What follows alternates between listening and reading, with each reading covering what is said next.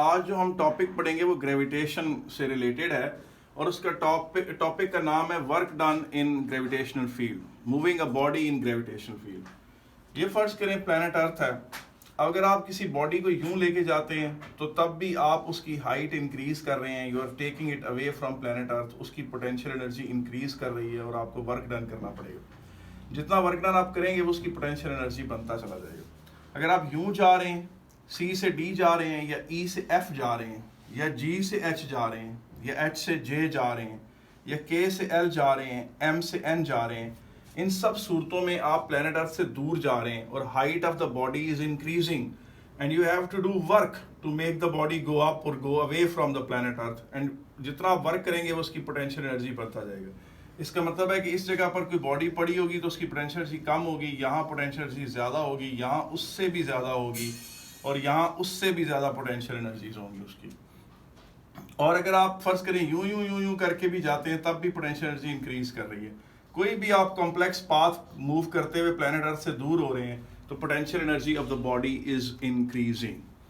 आए हम इस तरह से करते हैं कि हम क्या कहते हैं, इस वर्क डन का जो मामला है इसको इस तरह से देख लेते हैं। ये देखें, ये प्लैनेट अर्थ है, ये प्लैनेट अर्थ है यूं जिसको मैं शेड कर रहा हूँ, और इसका रेडियस आर है, ये रेडियस आर, और यहाँ एक हाइट है, यानी सरफेस ऑफ अर्थ से एक हाइट तक जाना बाय अनदर डिस्टेंस आर, यानी रेडियस के बराबर ही एक हाइट ले ली हमने। यानी यहाँ से यहाँ जाएं, डिस्टेंस आर कवर करें, फिर यहाँ से यहाँ जाएं, अनदर डिस्टेंस आर कवर करें, फिर इधर से इधर जाएं, अनदर डिस्टेंस आर कवर करें, इधर से इधर जाएं, अनदर डिस्टेंस आर करें, इधर से इधर जाएं तो अनदर डिस्टेंस आर कवर करें। यानी मीन्स के मैंने डिस्टेंस को रेडियस के टर्म्स में ले लिया, यानी प्लैनेट अर्थ के रेडियस में।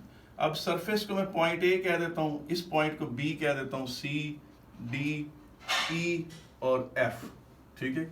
इसको ये देखें, ये डी हो गया और ये जनाब ई कह रहा था, और ये जगह जो है इसको आप एफ कह लें। अच्छा, आप यूं जा रहे हैं तो height of the body is increasing, क्योंकि आप प्लैनेट अर्थ से तो दूर ही जा रहे हैं। ऐसे जाएं या ऐसे जाएं, या इस तरफ को आएं या इस तरफ को आएं, या इस तरफ को जाएं या इस तरफ को जाएं, सब सूरतों में आप प्लैनेट अर्थ से अवे मूव कर रहे हैं। अब प्लैनेट अर्थ की ग्रेविटी जो है, जो जो आप उससे दूर जाते हैं कम पड़ना शुरू हो जाती है। अब फर्ज करें कि अब आप देखें कि ये जो पॉइंट है it is at a distance of R from centre of earth, ये जो पॉइंट है it is at a distance of 2r from surface of earth, और ये जो पॉइंट है it is at a distance of 3r from surface of from centre of earth, sorry. यानी ये point distance r from centre of earth, ये point distance of 2r from centre of earth, ये point distance of 3r from centre of earth, ये point distance of 4r from centre of earth, ये point distance of 5r from centre of earth, ये distance of 6r from centre of earth. हमने radius of earth को ही वो ले लिया है, unit ले लिया अपना। अच्छा, अब आपको पता है कि यहाँ से मैं सरफेस पे एक 1 kg पड़ा हुआ था, मैंने उसको उठाया और यहाँ ले गया। सरफेस पे एक 1 kg पड़ा हुआ था और मैं उसको यहाँ ले गया, तो मुझे वर्क डन करना पड़ा, और तकरीबन मैंने 31.25 मेगा जूल्स का वर्क किया, तो मैं 1 kg को यहाँ से यहाँ ले आया, ठीक है। जब मैं पॉइंट बी पे पहुंचा तो वहां पहुंचा तो प्लैनेट अर्थ की ग्रेविटी थोड़ी वीक हो चुकी थी, और बी से सी जाना मेरे लिए आसान था, वो उतना मुश्किल नहीं था जितना ए से बी आना था। इसकी मिसाल ऐसे है जैसे कोई बंदा इस तरह की चढ़ाई चढ़ रहा हो।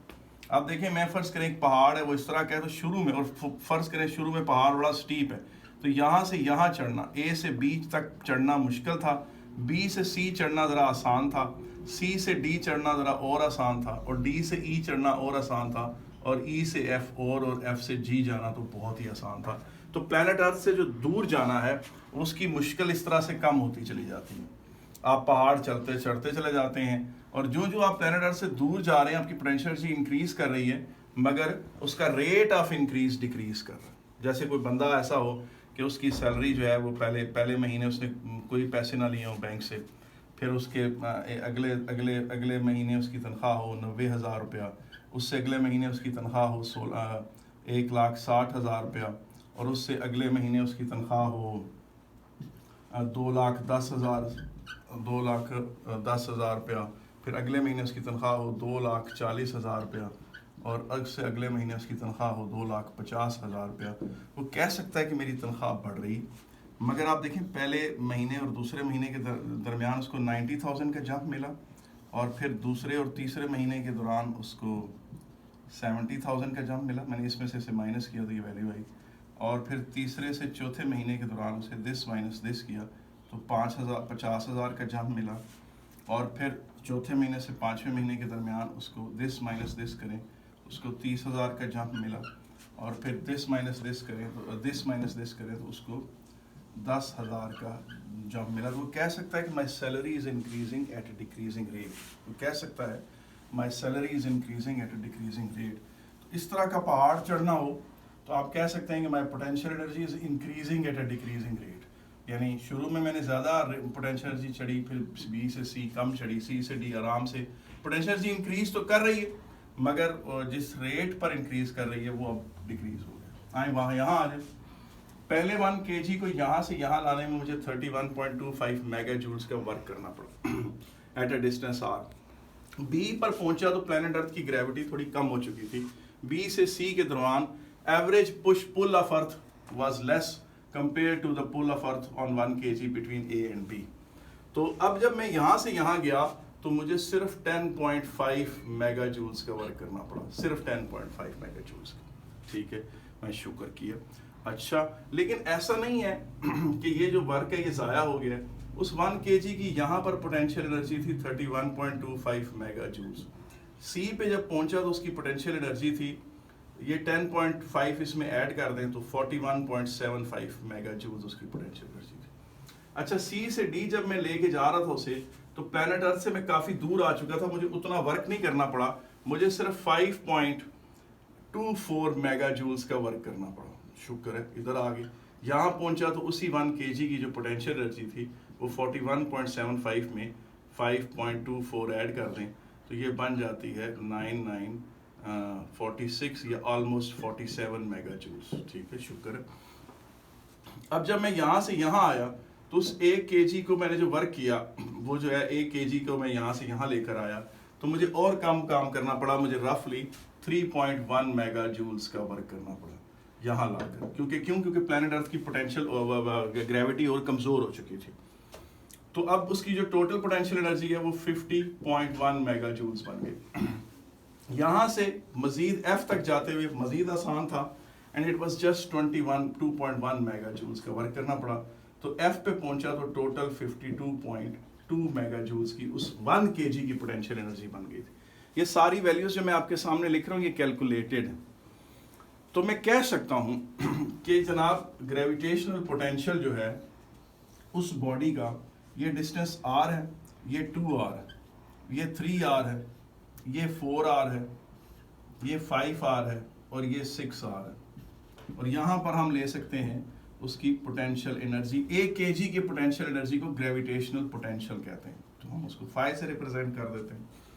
तो मैं कह सकता हूँ कि जी पॉइंट ए पे, point A was this was point B, this was point C, this was point D, this was point E, this was point F।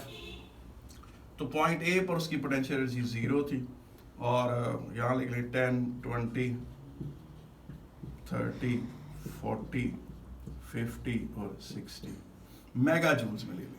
किस में ले लें? मेगा जूल्स में। 10 mega joules, 20 mega joules, 30 mega joules. Mega joules आपको पता है 1 mega joule 10⁻⁶ होता है। बस यहाँ रुकूं।